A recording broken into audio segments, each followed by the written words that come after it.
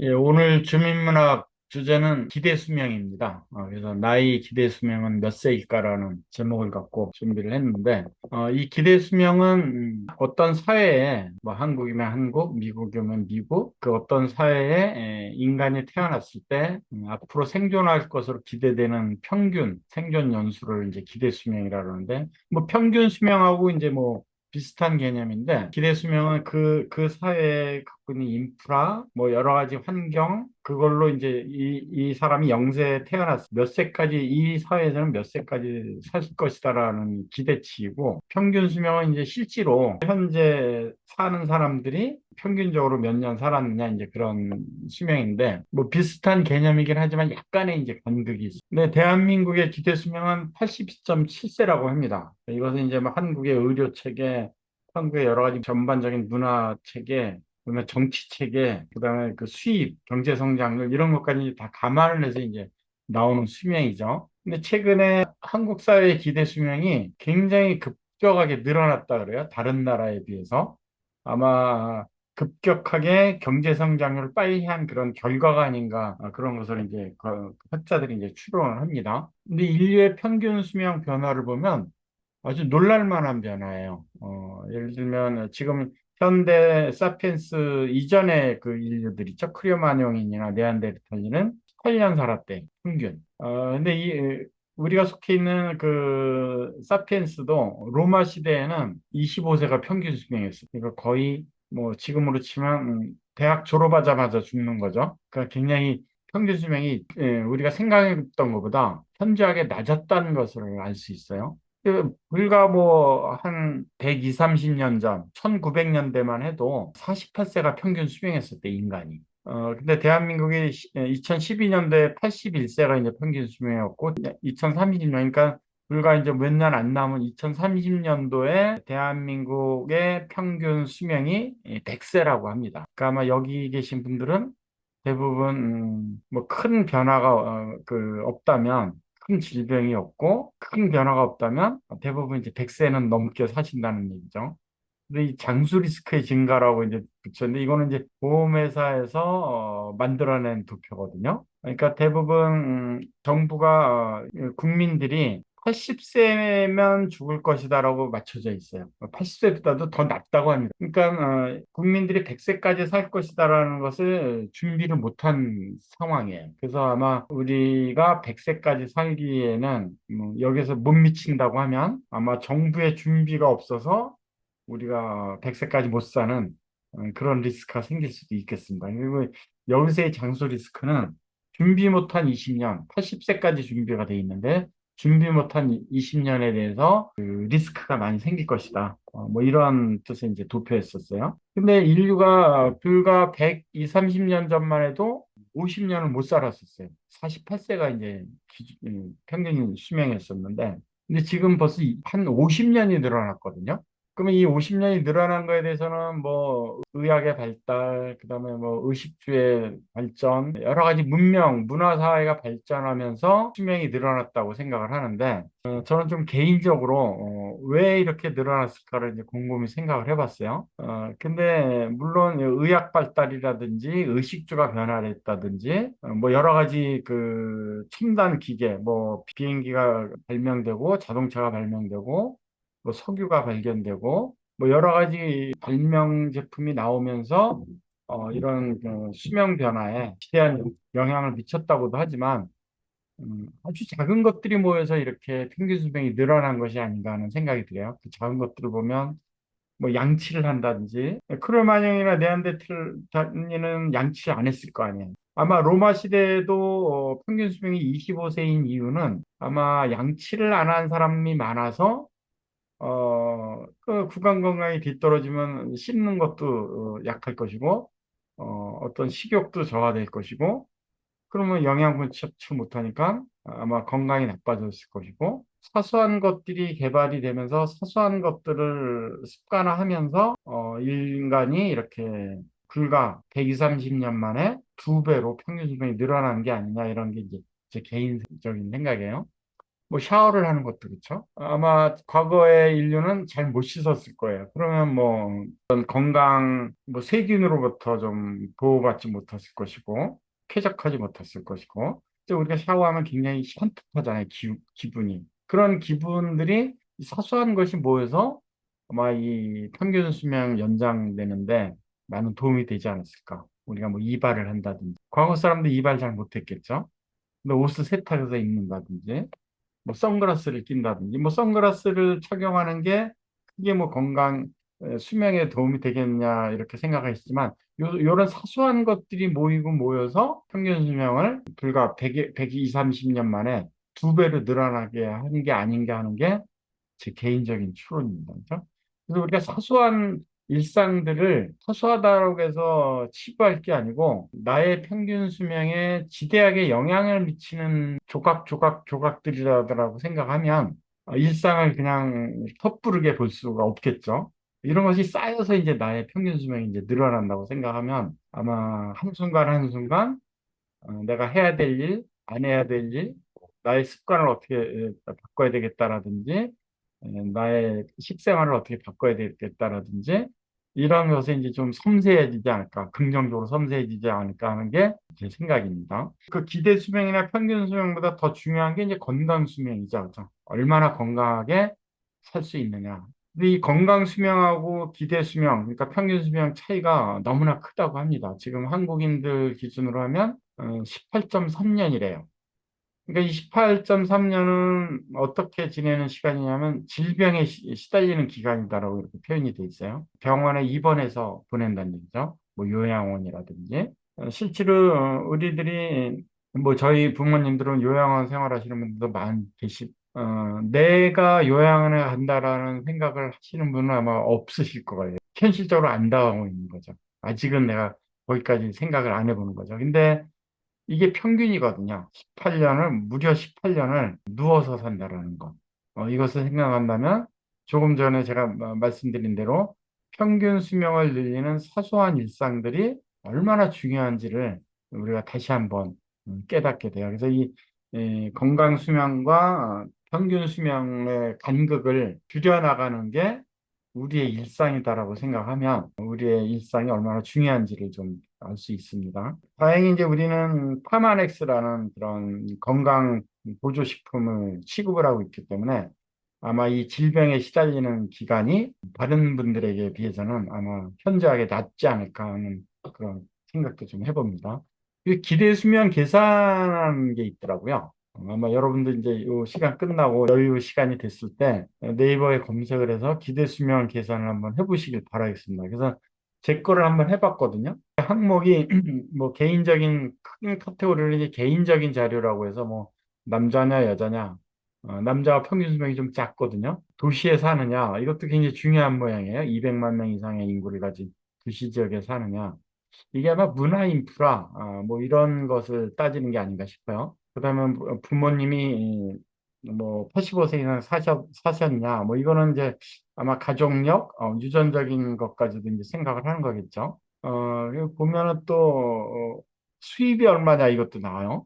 그다음에 아직도 일을 하고 있느냐, 그죠? 65세 또는 그 이상이고 아직도 일을 하고 있느냐. 그러니까 고령자이면서 65세 이상 고령자들은 아직 일을 하고 있는지 아니면 일거리가 없는지 이것도 이제 그 평균 수명에 기대 수명에 이제 굉장히 역할을 하는 모양이에요. 그다음에 이제 뭐 운동을 하느냐, 이것도 이제 굉장히 그 항목에 들어가 있고 감정적인지 공격적인지, 그죠? 뭐 화를 쉽게 내는지 이것도 굉장히 중요한 항목인 모양이에요. 그다음에 행복하다고 생각하느냐, 불행하다고 생각하느냐, 이것도 굉장히 중요한 항목이고, 뭐 담배이 꼭 들어가 있고, 그다음에 건강 체크를 수시로 하느냐 이것도 돼 있고. 그래서 제가 여러 가지를 해보고 나서 그것을 해보니까 제가 너무 오래 살더라고요. 114가 나오더라고요, 기대 수명이. 그래서 앞으로 47년 남았다라고 나오는데, 물론 이게 이제 뭐, 어느 정도 정확하느냐 그런 논란은 있겠지만, 아마 이게 정확하진 않겠지만, 여기 항목을 보면 아마 기대 수명에 지대한 영향을, 그러니까 사소한 습관들이죠, 이게. 사소한 습관들이 쌓여서 인류가 평균 수명이 늘어났듯이 아마 이 기대 수명 계산기도 전혀 엉터리는 아닐 것이다라는 것이 이제 제 생각입니다. 그래서 아마 여러분들도 뭐 기대수면 계산기 이렇게 해보시고 나의 일상을 한번 점검을 해보시고 이 습관을 사소한 거지만 하나하나 다 내 수면과 관련된 것들을 교정해 나가는, 긍정적으로 교정해 나가는 그런 작업이 좀 필요치 않을까 하는 생각이 좀 드네요.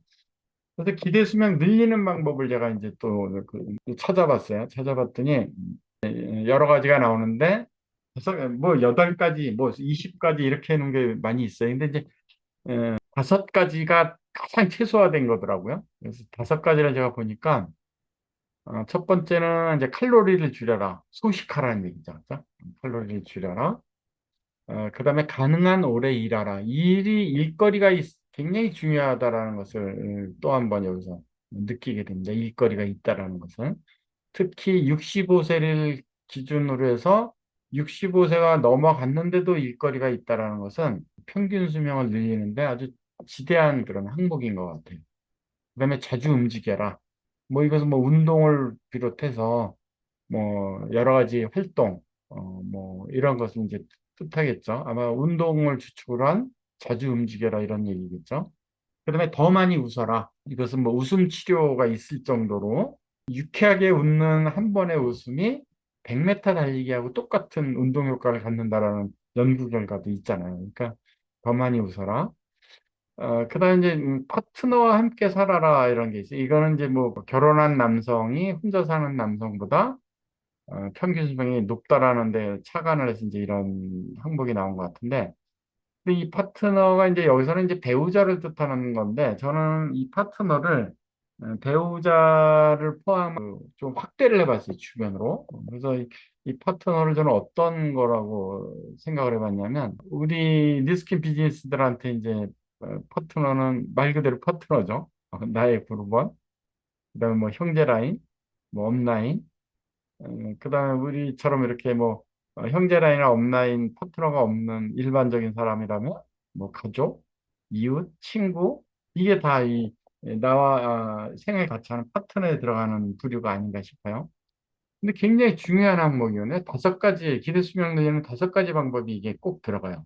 근데 이 파트너와 함께 살아라는 것은 좋은 감정으로 서로 응원하고 서로 감싸고 소통했을 때 이런 감정 기류가 생기잖아요. 이 감정 기류를 느꼈을 때 아마 기대 수명이 많이 늘어난다. 이렇게 이제 해석할 수 있는데, 그러면 좋은 일들이 많이 생겨야 되거든요, 내 주변에. 최근에 우리나라에 노벨 문학상 수상자가 나왔죠, 한강. 다 기분 좋으시죠, 그렇죠? 우리나라 국민 수준이 이 정도구나. 다 기분 좋으시잖아요. 이런 사소한 거지만 이게 내 인생에 이런 사소한 일상들이 쌓이고 쌓여서 내 기대 수명이 늘어나는 거거든요. 그 좋은 일이 많이 있어야 되겠죠, 주변에서. 좋은 일이 많이 있으려면, 좋은 일이 많이 있어야 많이 웃게 되고, 그죠? 그럼 더 많이 웃어라는 항목이 좋은 일이 생겨야 또 미소를 지을 수 있고 웃을 수 있고, 그 좋은 일을 많이 만들려면 내 주변에 있는 사람들이 다 좋아야 되거든요. 가족 구성원도 그래야 되고, 이웃과도 잘 지내야 되고, 좋은 친구가 많이 있어야 되고, 우리로서는 굉장히 유능한 파트너도 있어야 되고, 선의의 경쟁이 되는, 항상 응원하는, 항상 만나면 반가운 그런 형제 라인도 있어야 되고, 이 관리를 잘 해야 된다는 게 우리가 사소한 일상, 선크림 바르고, 뭐 세수하고, 이발하고, 이런 게 수명에 도움이 되는데 그런 사소한 것도 근데 이 형제 라인 파트너 업라인하고 잘 지내는 것은 더더욱 큰 영향을 미치겠죠 저한테 그렇죠? 그렇다면 이 형제 라인들하고 잘 지내는 방법 우리는 늘 생활을 하다 보면 가족 구성원조차도 이제 뭐 갈등이 있을 수 있는데 형제 라인 파트너 업라인 뭐 남인데 남이 나하고 똑같겠어요? 갈등이 생기죠 분명히 그죠? 근데 갈등이 있는 이웃, 갈등이 있는 사람들하고 어울리다 보면 그 갈등이 그대로 전달이 돼서 나의 평균 수명, 기대 수명은 급격하게 저하가 되겠죠. 양치하는 거, 선글라스 끼는 거, 선크림 바르는 거, 이런 사소한 것도 내 평균 수명에 지대한 영향을 주는데, 하물며 그러면 이 마음가짐을 잘해야 되는데 우리는 나와 맞지 않은 이웃을 만날 수도 있고 나와 상이한 형제 라인을 만날 수도 있고 나와 전혀 그 의식 수준이 다른 파트너를 만날 수도 있어요. 근데 그거를 얼마만큼 내가 담아내느냐, 품어내느냐, 그와의 관계를 얼마나 부드럽게 하느냐에 따라서 나의 사업이 성장하는 게 아니고 내 기대 수명이 늘어나는 거거든요. 그러면 좀 대하는 자세가 틀려지지 않겠습니까? 저부터도 벌써 틀려질 것 같아요. 내 수입하고 직결된 게 아니고 내 수명하고 직결되는 일이다라고 생각하면 더더욱 세심하게 생각할 것 같아요. 그래서 간혹 저는 이렇게 생각을 해요. 우리들은 내 입장에서 보면 마음에 안 드는 파트너보다 마음에 안 드는 형제 라인이 더 많아요, 사실. 그렇죠? 좀 톡 까놓고 얘기하면 마음에 안 드는 업라인도 많고 근데 어쩔 수 없는 운명적인 관계거든요. 우리는 이 비즈니스를 하는 이상, 나의 형제 라인, 나의 업라인, 나의 파트너는 거의 운명적인 관계입니다. 그렇죠? 그럼 이 운명적인 관계에 있어서 내가 평균 수명을 늘리는 방법은 나 또한 그한테 100% 마음에 드는 사람은 아닐 거예요. 그 상대방한테. 나 또한. 그러면 어느 정도 절충하는 방법. 그래서 이 절충하는 방법은 내 비즈니스하고도 직결되지만 평균 수명하고 기대 수명하고 완전하게 직결이 되거든요. 그래서 마음에 안 드는 이웃, 마음에 안 드는 친구, 마음에 안 드는 파트너, 뭐 마음에 안 드는 친구는 뭐 안 만나면 되는 거죠, 그렇죠? 마음에 안 드는 이웃은 내가 이사 가는 방법도 있죠. 그 동네를 확 바꿔버리는 방법. 근데 운명적인 만남 있잖아요, 가족. 파트너, 형제라인, 온라인. 이것은 바꿀 수가 없잖아요. 그럼 내가 지혜롭게 하는 방법이 없죠. 그죠? 그래서 마음에 안 드는 형제라인은 저는 이렇게 생각을 해요. 내 파트너도 별의별 사람이 다 들어올 텐데, 저런 부류의 형제라인이 내 파트너가 됐을 때 내가 어떻게 담아낼 수 있는지 연습하기 위해서 저런 형제라인이 나타났구나.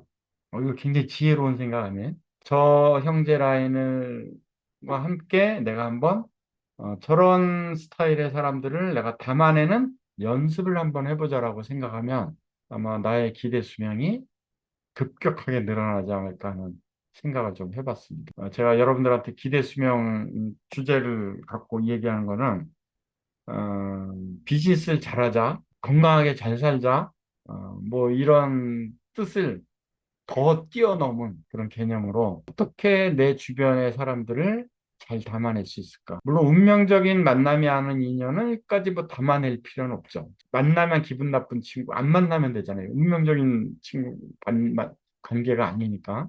근데 뭐 가족, 파트너, 비즈니스, 형제라인, 업라인, 이 운명적인 만남이거든요. 그럼 이 운명적인 만남을 어떻게 내가 잘 도모하고 내 여러 가지 습관을 좋은 쪽으로 하기 위해서 긍정적으로 정리하듯이 어떻게 긍정적으로 맞아들일 것이냐. 그죠? 굉장히 마음에 안 드는 파트너, 형제라인 업라인이 있다면 나의 미래 파트너 중에 저런 스타일이 나올 수도 있으니까 연습용입니다라고 생각하면 아마 여러분들의 기대 수명이 늘어나지 않을까 그런 생각이 듭니다. 자, 경청해 주셔서 감사합니다. 오늘도 힘찬 성공 공식을 외치고 오늘 하루를 또 시작하도록 하겠습니다.